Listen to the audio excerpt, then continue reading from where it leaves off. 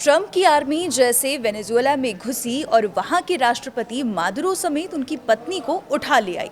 क्या ये कानूनी तौर पर जायज है? क्या वेनेजुएला के खिलाफ अमेरिका ऐसा कर सकता है? क्या कोई भी देश किसी देश में घुसकर ऐसा कर सकता है? इंटरनेशनल लॉ क्या कहता है, जानेंगे इस वीडियो में। आप देख रहे हैं न्यूज़ 18 का डिजिटल प्लेटफॉर्म और मैं हूं आपके साथ पल्लवी त्रिपाठी। मादुरो और उनकी पत्नी अब अमेरिका की एक अदालत में हथियार और ड्रग्स तस्करी से जुड़े मामलों का सामना कर रहे हैं। वहां उन्हें लंबी सजा मिल सकती है। वेनेजुएला पर अमेरिकी हमलों और राष्ट्रपति निकोलस मादुरो को पकड़ने के कुछ ही घंटों के अंदर ट्रंप प्रशासन के अधिकारियों ने न्यूयॉर्क में दायर आपराधिक आरोपों के आधार पर इस कार्रवाई को सही ठहराने की कोशिश की।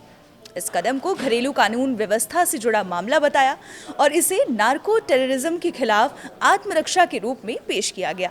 इंटरनेशनल लॉ के एक्सपर्ट्स का कहना है कि इस कार्रवाई को अंजाम देने में अमेरिकी अधिकारियों के पास किसी अंतर्राष्ट्रीय कानून का मजबूत आधार था या नहीं, ये साफ नहीं है।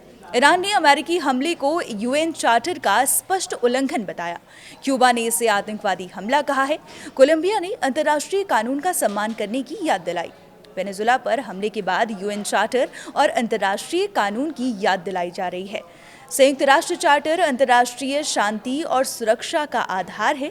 ये किसी भी देश पर सैन्य हमले या बल प्रयोग को सख्ती से कंट्रोल करता है। अनुच्छेद 2 की धारा 4 बल प्रयोग पर पूरी तरह से प्रतिबंध लगाती है। इसमें कहा गया है कि सभी सदस्य देश किसी भी राज्य की क्षेत्रीय अखंडता या राजनीतिक स्वतंत्रता के खिलाफ ताकत की धमकी या प्रयोग से बचें। चार्टर में बल प्रयोग केवल 2 परिस्थितियों में वैध है। पहला है अपनी रक्षा के लिए, यानी हमला होने पर किसी देश को अपनी रक्षा करने का अधिकार है, और दूसरा है सुरक्षा परिषद से मंजूरी। लेकिन वेनेजुएला के मामले में दोनों ही शर्त लागू नहीं होती।